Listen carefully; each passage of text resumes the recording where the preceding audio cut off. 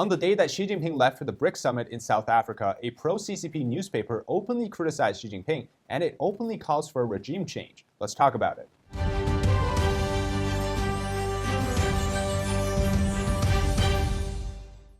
Welcome to China Insider. I'm David Zhang. Before we get started, please subscribe to our channel if you haven't already. Comment below what your thoughts are on today's topic. Now, this was an opinion commentary that was published on United Morning Post, and that's a Chinese language newspaper based in Singapore, which is considered to be a long-standing pro-communist newspaper. So this article criticizing Xi Jinping is even making rounds on Chinese social media, which makes it very strange why they're publishing it on a pro-CCP newspaper in the first place. Now, it's called Commentary, the problem lies in the economy, but the root cause lies in politics. At the very beginning of the article, it points out that the root cause of the current downfall of China's economy is the political domination of the authorities. The article used phrases like political struggle as the center instead of economic construction, or the national advancement and retreat of the people to destroy private enterprises, which basically translates to focusing on state-owned enterprises versus the private sector businesses. The article directly calls out Xi Jinping as one person's sole respect leads the arbitrary decision-making in China, as well as they say that the wolf warrior diplomacy is a waste of time. Not only does it bash the whole idea of China's current foreign diplomatic tone, but it also uses terms that specifically is said by Xi or is used based on Xi's ideas of implementation. And so they're basically a direct target towards Xi Jinping. Now, being that he is the current paramount leader, despite the article not mentioning him, we all know who they're talking about. The author also uses terms like, quote, showing the direction for mankind, and, quote, loyalty, if not absolute, are absolute disloyalty, which are often used to poke fun at how Xi Jinping is trying to be a sage for humanity or an absolute ruler requiring total loyalty. Now, what's especially striking to me is that this article directly refers to Xi Jinping's zero-COVID policy as the third great disaster, which comes after the first and the second, the first being the Great Leap Forward, which created the Great Famine, and then the second being the Great Cultural Revolution, and the catastrophe that came with it.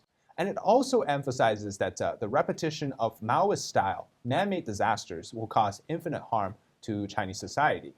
Now, question again is, why would a pro-CCP newspaper suddenly come out with a head-bashing commentary on Xi Jinping? Well, it's a sign of internal power struggle. It's a sign of a deliberate attempt to shame Xi Jinping for what he did, and it's a public outcry. The author himself of this commentary, his name is Liu Mengxiong. Now, he's a pro-communist businessman from Hong Kong who is the chairman of the 100 Strategies think tank and is also a former member of the Chinese Communist Party's United Front Assembly, which gathers people like overseas Chinese to be representatives so that they can reach out to the global diaspora to attempt to infiltrate, etc. Now, this article was published on August 21st. Like I said in the beginning, that's the day that Xi Jinping left Beijing for South Africa to attend the BRICS summit. And so this can hardly be said to be some sort of a coincidence, because this kind of sensitive content doesn't just get published randomly. So the editorial team read through this opinion piece, so-called opinion or commentary, but in reality, they are the ones who decided that this is the time to publish. So when to publish, how is it's published, what platform it was published on, these are all carefully thought after. And so it's a list of almost all of Xi Jinping's sins and wrongdoings to the country, and which has caused harm to the people since he took office. At the end of the article, the author offers his insight, but before we get to it, let me introduce our sponsor today, Blueberry Quality Products. Blueberry carries some of the best skincare products out there, including this Derma Roller face mask. It has intensive hydration from the hyaluronic acid, and I use it once a week. It helps me keep me from getting overproduction of oil, which leads me to have acne breakouts. And of course, I use makeup when I film on camera that when I take it off, my skin gets quite dry. This is both to help me protect and repair my skin. So head on over using my link in the description and you can receive 15% off all products and free shipping in the United States if you spend $70 or more. And just so you know, the masks won't be restocked after the end of August, so if you want some, make sure to get it before the end of the month as they will be gone. Now, we'll go back to our video.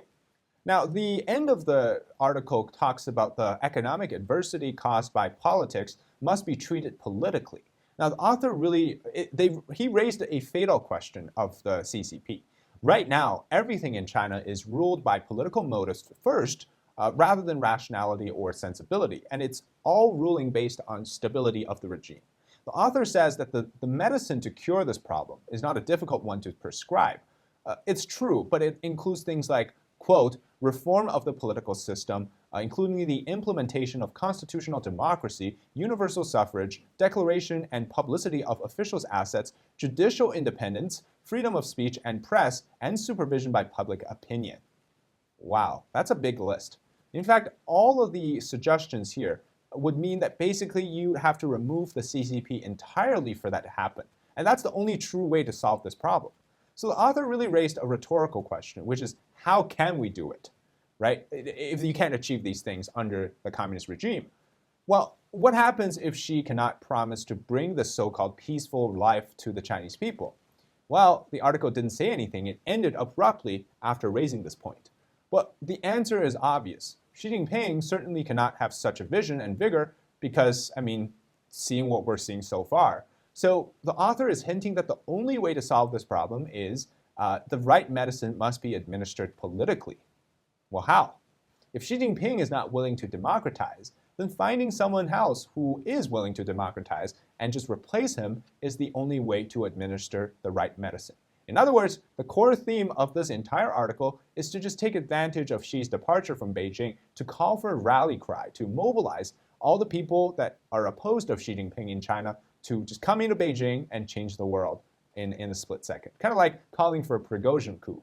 But it may not occur to you, Xi Jinping does hear these type of stuff, right? He hears the criticisms, and I don't think he takes them lightly. But speaking of Prigozhin, yesterday he died after the plane that carried him from Moscow to St. Petersburg was shot down, and it's a big deal. Now, these type of information make him feel more insecure about people around him, right? And we actually have the evidence to prove that. He recently purged the military, he installed only yes men around himself, and it's the nature of dictatorship to fear losing power. Paranoid about these thoughts keep them up at night.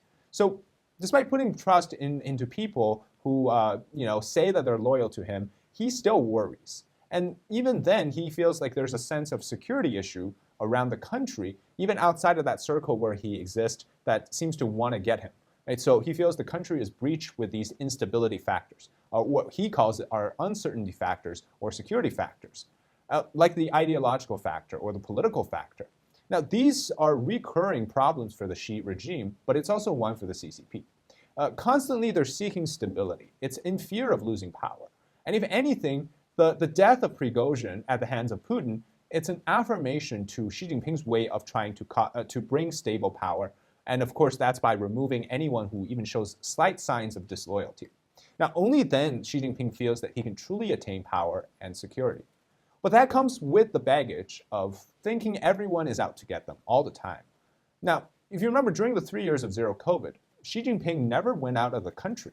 It was especially prominent that everybody started to realize that during 2020, as he was on the verge of securing his third term, that he would not leave the country to attend any events. He always appeared via Zoom calls or whatever video conferencing that they were doing, because he feared that leaving the country before the third term arrived in November would mean that a coup would start in Beijing to take over his power, and then by the time he comes back, he will be a nobody. And then even after zero COVID ended, he only made a number of trips. One on top of my head I can remember was the Bali trip, where at the G20, he had that video with Justin Trudeau. And the other one was in Russia this year, where he was also caught on video talking to Putin. Now Xi Jinping is in South Africa for the BRICs summit, so it shows you that he's very scared of what could happen to him outside of the country and inside of the country. Now, articles about his wrongdoing show up the same day as he leaves Beijing is not going to sit really well with him. And it's clearly going to be a bad time in his mind that he thinks that something is going on in China. So there's really one aspect of the CCP we rarely talk about. In fact, I think it's very important that people understand this. So I'll tell you. Now, Chinese people, despite the Cultural Revolution essentially erasing and wiping away all of their beliefs in the heavens or faith or what type of spiritual values, many still have that traditional belief in superstitions or cultural roots that, that there's Taoism, there's all these sort of things, manifestation of destiny, right, the mandate of heaven, all of these things, they're very much rooted in the Chinese culture. Now, believing in superstition is very common in China, but even in the CCP, it's quite common. You'd think that an atheistic regime wouldn't feel like there's some sort of a heavenly being watching over them, right? Nope, they do. And in fact, Chinese leaders in the CCP are some of the most paranoid people, superstitious people. Some of them even go to fortune tellers and try to predict the future. And so, in fact, there is a Chinese prophecy that supposedly talks about Xi Jinping's demise. And it made rounds on the internet a few years ago. It's called the Iron Plate Map. And it's a collective of Chinese paintings that predict the future. The last page depicts 5 birds flying towards a mountain. Now, the first 4 birds successfully pass through the mountain, avoiding the flat side, while the last bird, a white one, crashes and dies, with blood splatters all over that mountainside. Is he scared? He must be scared for his own personal safety. And in fact, Xi Jinping is very much a believer for all of these so-called predictions. And so these ideas to him, they're very scary and they're haunting him. And so the saying goes, the 5 leaders of the CCP, right? You have, first one is Mao, then you have Deng Xiaoping, Jiang Zemin, Hu Jintao, and now the 5th guy, which is Xi Jinping. He is predicted by this map here to end up crashing and burning and dying. Now, is that a prediction for Xi's own demise or the demise of the CCP? You know, there's 5 generations. The last generation, the CCP goes kaboom. We don't know, right? It's one of those things, you know, but China watchers believe that these are contributing factors to the superstitions or even suspicions or the paranoid beliefs, even some of the actions happening today in China. Because, I mean, there's also stone carvings that say that the CCP will end, or the various interpretations of the famous Cui Tu, which is a Tang Dynasty book that famously predicts the future of China. During the first day of the BRICS summit, Xi Jinping missed the economic forum exchange with other leaders. He sent his commerce minister to deliver a speech instead. And even the Chinese state media pre-prepared these tweets and reports saying that he attended it, when in fact Xi Jinping never showed up. And here's why it's so important, because say you are Xi Jinping, right? It's like believing the zodiac signs and the daily horoscopes. Like, for people that really care, it's a big deal. So Xi Jinping, who is very paranoid about the situation around China, around himself, and he's someone that really would care about this type of prediction and stuff. So it's a sign of time, in my view, right? That the CCP finally met a worthy opponent. It just turns out that that opponent is their own great, glorious leader. And will that cause the downfall of the CCP? Well, I can't predict the future, but we can watch. All right, I'm David Zhang. This is China Insider. I hope you enjoy the content today. And if you do, leave a like, comment below your thoughts, and also subscribe to our channel. As always, thanks so much for watching. We'll see you next time.